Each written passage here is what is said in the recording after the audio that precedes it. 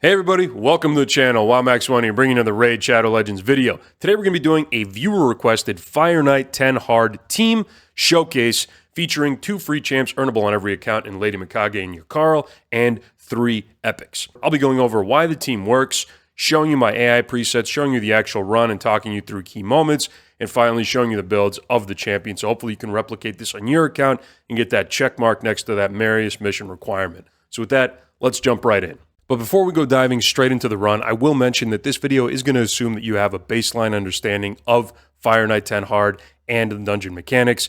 If you are still getting familiar with it, or if you need a little refresher, I am going to put my FK10 Hard dungeon guide down in the video description below. So if you need to, please feel free to check that out, as I'm not going to be going over everything during the actual run today, and this is more about specifically testing this team. So with that, let's take a look at the run. So as we can see from just looking at the team, this team is built all around ally attackers and multi-hitting freezers. We got Lady Mikage and Fahrakin the Fat bringing the ally attack. Then we have Criodan, Neldor, and Yakarl all bringing freezes to hopefully knock down the Fire Knight's turn meter. So the goal here is to break the shield and control him right off the get-go. And this is not going to be about trying to absorb that first hit from the Fire Knight and then recovering. If he does get a hit off, this team is done, pretty much. So let's go right into the run at this point, and we'll be talking through how it's designed. So in the first wave, pretty much any champ can use whatever ability they want. I do have a guaranteed form swap for Lady Mikage, simply because I do want to get her into her second form for the next wave, which is much more difficult than this one, and I want to make sure that she has a stun available. So I've asked her to hold her stun in the presets and use it on this wave right here. We want to make sure that the Temesias and the Riho are under control. We don't want Riho cleansing everybody out of the stun. So here we just have her going, so Lady Mikage going with her AoE stun off the bat, and then we have plenty of freezes and damage coming out after that to then whittle down the wave and control it. We will be going into the actual Fire Knight room somewhere around a minute 30, and from all of my testing, that is pretty consistent. So full auto right now, no issue. And this is a full auto friendly team, but you will see in a moment, I will be actually taking it off full auto. So then we have Lady Mikage. As soon as she gets into the Fire Knight throne room, she's going to swap back into her first form so that she can then use her ally attack. That's going to be the first move. After that, we have some relentless procs there from Lady Mikage's set. We're going to get into builds after this. We have Fahrakin the Fat then going in with his ally attack. And now we have the shield down, and we have all of our freezers in Neldor, Criodan, and Yakarl all ready to go now to use their freeze and start knocking down the Fire Knight's turn meter, as you see it going down right there. So you'll see here in a moment, I'm going to be taking it off auto after this ally attack. So Lady Mikage actually had enough relentless procs in order for her to get her ally attack back off cooldown, which is extremely fortunate. It took me somewhere between 12 and 15 runs to actually get these procs to line up properly and to be able to get to this point. So I decided to take it off auto here. You're going to see that my goal is going to be to speed up the team and to apply a decreased speed to the Fire Knight. Getting that delta or that difference, that discrepancy in speed is going to be really important to make sure that I can get more freezes. So we have Criodan right now going, and I decided to just prioritize going for the A1, but then we were lucky enough to get a relentless proc on him, so I now decide to increase speed on the team. Then I go for a guaranteed freeze here on my Yakarl, because I want to get, first of all, I want to get a decreased speed on the Fire Knight, but also, even though this is only a single hitter, once the shield's down, I almost value having a guaranteed freeze more than having a chance to proc it twice on a 40 or 45% chance. So right here we go in, we have our decreased speed up there. We still have his turn meter being controlled. And then at this point, I'm putting it back on auto, and we have a tight moment there, but luckily we procced there when Neldor went in with his A1. We have Neldor proccing off of Criodan's A1 there, and now we have an ally attack, and you see the turn meter is almost down to 0. Now it is down to 0, and at this point, again, still on full auto, I'm pretty confident that we are going to be surviving this run, and that it is going to be a success.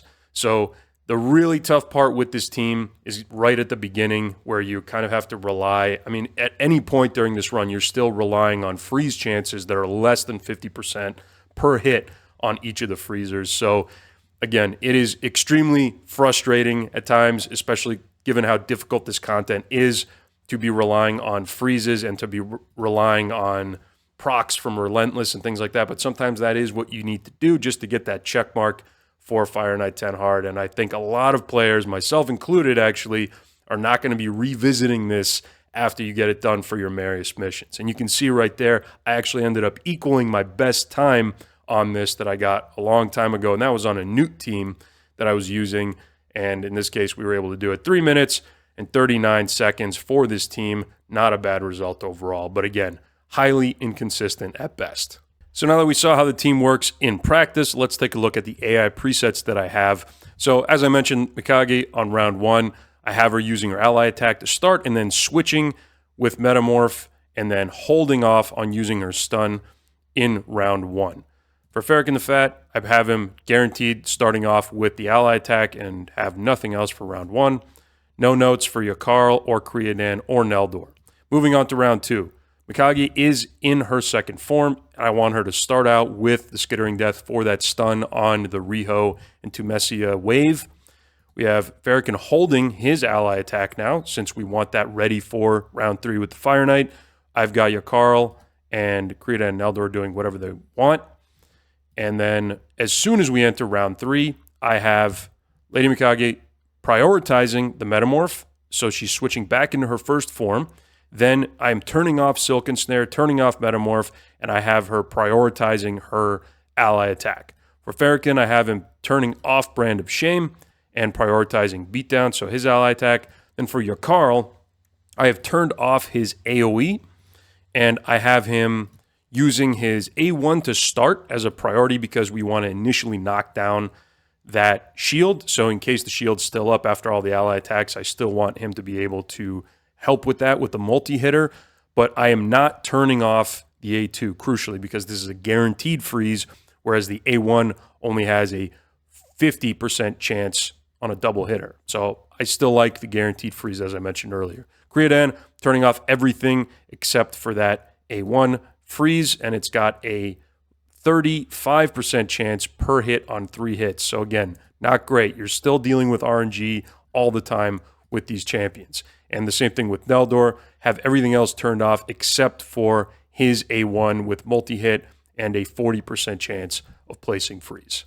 And one last thing that I did want to mention about the team setup, and that is that the order does matter. So I made sure to put the freezers at the end, and that is simply because in an ally attack, the champions at the end are going to be the last ones to hit. So you want to make sure that the ones hitting at the end, once that shield counter has gone down, are going to be the ones that can actually apply the freezes.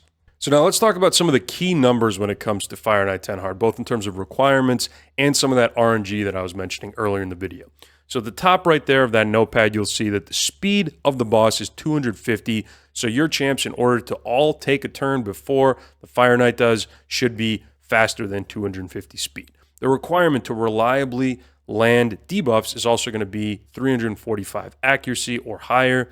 And then in terms of the RNG in this specific composition, we've got Neldor's A1 being a triple hitter, but only a 40% freeze chance when fully booked up. And then he also does have another really amazing passive that helped out a lot in the run, even that I just showcased in the video, and that is that he has a 30% chance to activate his A1 whenever an ally applies a freeze to an enemy, which is excellent on the final boss because you want as many freezes to go out as possible, especially if none of them are going to be at 100%. Criodan's A1, triple hitter, 35% chance to freeze, and then Yakarl's A1, double hitter, 50% chance. So with the inconsistency in those numbers, you could see how even if everything lines up perfectly, even if you manage to break the shield, you have relentless procs, everything's going well, if the freezes don't land, you are going to fail the run with this team. And that is the biggest issue with it and the biggest problem when it comes to consistency. So how do you actually improve the team? Well, anytime that you're going to be able to get more attacks off, it's going to be beneficial in Fire Knight 10 Hard. So the first thing to be able to do is to ensure that, or to give yourself a chance at more hits. So things like Relentless sets, 9-piece Merciless sets, even Reflex sets on Fahrakin the Fat or on Lady Mikage is going to help bring those ally attacks off cooldown faster.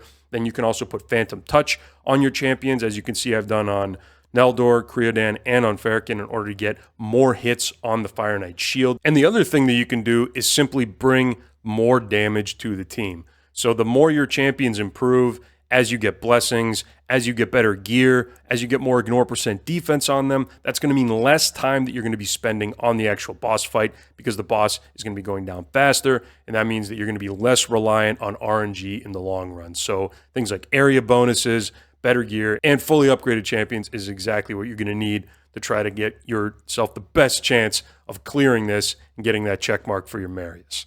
So now starting off the builds, we're going to kick it off with Lady Mikage leading the team. I do have her set in the first position for the team, and because of her nice accuracy in all battles, or actually lowers your accuracy requirement for your champion. So if I wanted to actually optimize all my champions, I could easily knock down their accuracy significantly and maybe increase their damage, thereby once again lowering my reliance on the RNG in the long run in those fights. But we have Lady Mikage sitting in Relentless. Give her a chance at more turns, more chance to get the cooldown off of her ally attack. She has Perched Shadow for the same reason. This is basically a Relentless set in a relic. And then for her total stats in Fire Knight's Castle, we have the following. You do not need to be this fast. Once again, the boss's speed is at 250, so if you just want to make sure that she gets her ally attack off before the boss's first turn, as long as she's faster than 250, then that's going to be enough for your Lady Mikage. And finally, for her blessing, I'm using Cruelty. And then for her masteries, we have the following. And if you'd like to see a guide on Lady Mikage, then please check out the one on my channel.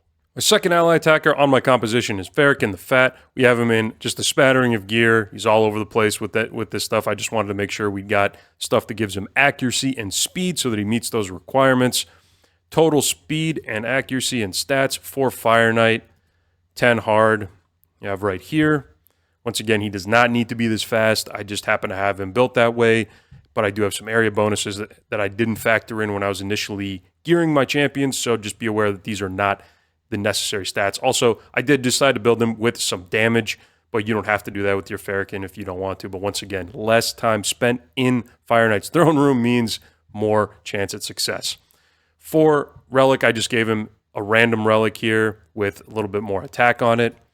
For Blessing, Phantom Touch, we want to make sure we get that shield down with as many hits that we can proc as possible. And here are his masteries. For my first freezer on the composition, we have Yakarl the Scourge. Now, I have him sitting in some gear that I actually have on one of my PvP champs, on my Carnage. So I just stole some of that gear from him because it's good on accuracy and on damage stats.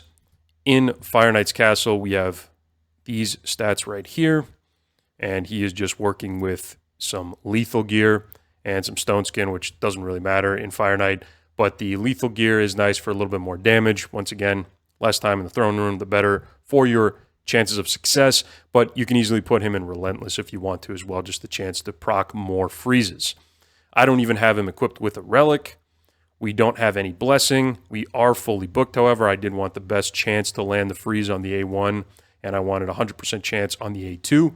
And then masteries are also unfinished on this champion. If you'd like to see me do a Yakarl guide, please feel free to request one, and I'll have one for you on my channel. Next up, we have Criodan the Blue, and Criodan is sitting in a 4-piece Relentless, along with some mix of other sets. In Fire Knight's Castle, we have him built with 100% crit rate, enough accuracy, some crit damage, and some attack, and 287 speed. Once again, it does not need to be that fast. I wasn't factoring in the 20 that I was getting from my area bonus. I just wanted to make sure that he was faster than 250. And then for Relic, once again, just a throwaway Relic for a little bit more attack on him. Phantom Touch as the chosen blessing, more hits, less shield for the Fire Knight. And then here we have the blessings for Criodan. If you'd like to see a Criodan guide on my channel, once again, please let me know down in the comments below. And last, certainly not least on the composition, we have Neldor Rimeblade. Now, I just have him in random gear just to increase his damage and stats right here. But for total stats, we're looking at these 4 Fire Knights. Castle, once again, more than enough accuracy. We've got more than enough speed, and the rest is just pumped into more damage, crit damage, attack, and 100% crit rate for Neldor. For the Relic, I have my Molten Death Bell there just to meet the accuracy requirement.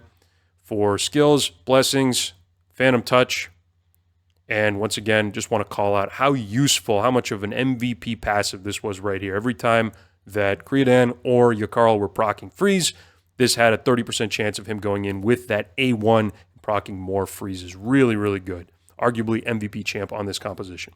And then here are his masteries. And if you'd like to see a Neldor guide on my channel, once again, please let me know down in the comments below. And there you have it, everybody. The showcase featuring 2 champs earnable on every account in Lady Mikage and Yakarl, and 3 epics. If you enjoyed today's showcase for Fire Knight 10 Hard, please consider liking and subscribing for more content in the future. Let me know down in the comments below if there's any other showcases or guides that you'd like to see on my channel. Thank you for watching today's video. Thank you for your time. Have a great day, and I'll catch you in the next one.